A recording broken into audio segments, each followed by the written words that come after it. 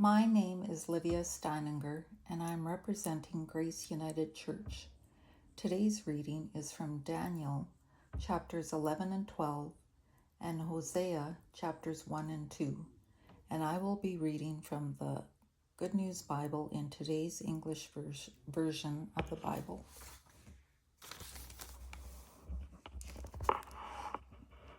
The kingdoms of Egypt and Syria. The angel said, 3 more kings will rule over Persia, followed by a 4th, who will be richer than all the others. At the height of his power and wealth, he will challenge the kingdom of Greece. Then a heroic king will appear. He will rule over a huge empire and do whatever he wants. But at the height of his power, his empire will break up and will be divided into 4 parts. Kings not descended from him will rule in his place, but they will not have the power that he had. The king of Egypt will be strong.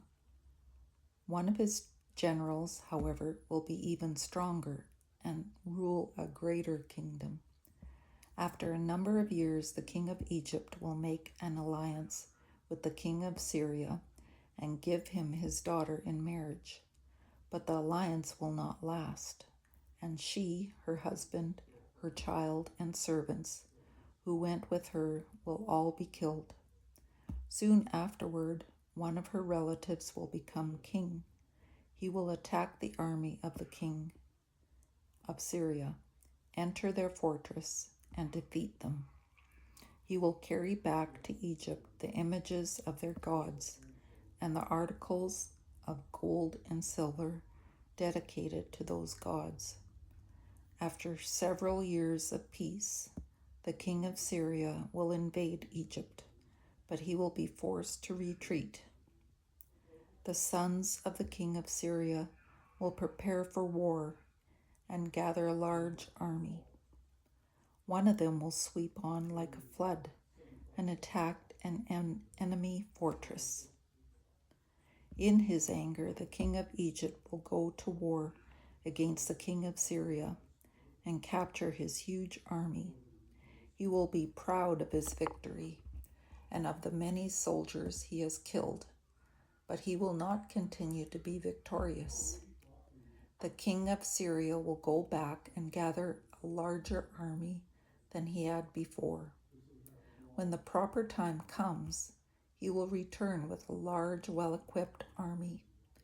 Then many people will rebel against the king of Egypt. And some violent men from your nation, Daniel, will rebel because of a vision they have seen, but they will be defeated. So the king of Syria will lay siege to a fortified city and capture it. The soldiers of Egypt will not continue to fight. Even the best of them will not have enough strength. The Syrian invader will do with them as he pleases without opposition. He will stand in the promised land and have it completely in his power. The king of Syria will plan an expedition using his whole army. Then, in order to destroy his enemy's kingdom, he will make an alliance with him and offer him his daughter in marriage, but his plan will not succeed. After that, he will attack the nations by the sea and conquer many of them. But a foreign leader will defeat him and put an end to his arrogance. Indeed, he will turn the arrogance of Syria's king back on him. The king will return to the fortresses of his own land, but he will be defeated, and that will be the end of him. He will be followed by another king who will send an officer to oppress the people with taxes in order to increase the wealth of his kingdom. In a short time, that king will be killed, but not publicly and not in battle. The evil king of Syria. The angel went on to explain, the next king of Syria will be an evil man who has no right to be king, but he will come unexpectedly and seize power by trickery. Anyone who opposes him, even God's high priest, will be swept away and wiped out. By making treaties, he will deceive other nations, and he will grow stronger and stronger, even though he rules only a small nation. He will invade a wealthy province without warning and will do things that none of his ancestors ever did. Then he will divide among his followers the goods and property he has captured in war. He will make plans to attack fortresses, but his time will soon run out. He will boldly raise a large army to attack the king of Egypt, who will prepare to fight back with a huge and powerful army. But the king of Egypt will be deceived and will not be successful. His closest advisors will ruin him. Many of his soldiers will be killed, and his army will be wiped out. Then the two kings will sit down to eat at the same table, but their motives will be evil, and they will lie to each other. They will not get what they want because the time for it has not yet come. The king of Syria will return home with all the loot he has captured, determined to destroy the religion of God's people. He will do as he pleases and then return to his own land. Later on, he will invade Egypt again, but this time things will turn out differently. The Romans will come in ships and oppose him, and he will be frightened. Then he will turn back in a rage and try to destroy the religion of God's people. He will follow the advice of those who have abandoned that religion. Some of his soldiers will make the temple ritually unclean. They will stop the daily sacrifices and set up the awful horror. By deceit, the king will win the support of those who have already abandoned their religion. But those who follow God will fight back. Wise leaders of the people will share their wisdom with many others. But for a while, some of them will be killed in battle or be burned to death, and some will be robbed and made prisoners. While the killing is going on, God's people will receive a little help, even though many who join them will do so for selfish reasons.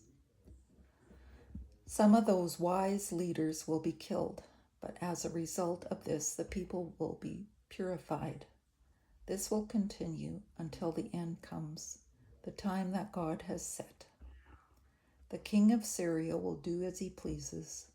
He will boast that he is greater than any god, superior even to the supreme God. He will be able to do this until the time when God punishes him. God will do exactly what he has planned.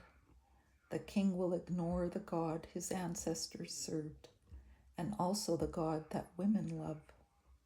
In fact, he will ignore every god, because he will think he is greater than any of them. Instead, he will honor the God who protects fortresses. He will offer gold, silver, jewels, and other rich gifts to a God his ancestors never worshipped. To defend his fortresses, he will use the people who worship a foreign god. He will give great honor to those who accept him as ruler, put them into high offices, and give them land as a reward. When the king of Syria's final hour has almost come, the king of Egypt will attack him, and the king of Syria will fight back with all his power, using chariots, horses, and many ships. He will invade many countries like the waters of a flood. He will even invade the promised land and kill tens of thousands. But the countries of Edom, Moab, and what is left of Ammon will escape. When he invades all those countries, even Egypt will not be spared. He will take away Egypt's hidden treasures of gold and silver and its other prized possessions. He will conquer Libya and Sudan. Then news that comes from the east and the north will frighten him, and he will fight furiously, killing many people. He will even set up his huge royal tents between the sea and the mountain on which the temple stands, but he will die with no one there to help him. The time of the end. The angel wearing linen clothes said, "At that time the great angel Michael, who guards your people, will appear. Then there will be a time of troubles, the worst since nations first came into existence. When that time comes, all the people in your nation, whose names are written in God's book, will be saved. Many of those who have already died will live again. Some will enjoy eternal life, and some will suffer eternal disgrace. The wise leaders will shine with all the brightness of the sky, and those who have taught many people to do what is right will shine like the stars forever." He said to me, "And now, Daniel, close the book and put a seal on it until the end of the world. Meanwhile, many people will waste their efforts trying to understand what is happening." Then I saw two men standing by a river, one on each bank. One of them asked the angel who was standing further upstream, "How long will it be until these amazing events come to an end?" The angel raised both hands toward the sky and made a solemn promise in the name of the eternal God. I heard him say, "It will be 3.5 years. When the persecution of God's people ends, all these things will have happened." I heard what he said, but I did not understand it. So I asked, "But sir, how will it all end?" He answered, "You must go now, Daniel, because these words are to be kept secret and hidden until the end comes. Many people will be purified. Those who are wicked will not understand, but will go on being wicked. Only those who are wise will understand.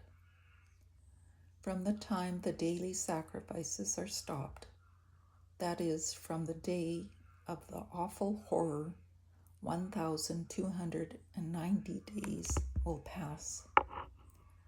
Happy are those who remain faithful until 1,335 days are over. And you, Daniel, will be faithful to the end. Then you will die, but you will rise to receive your reward at the end of time." The Book of Hosea.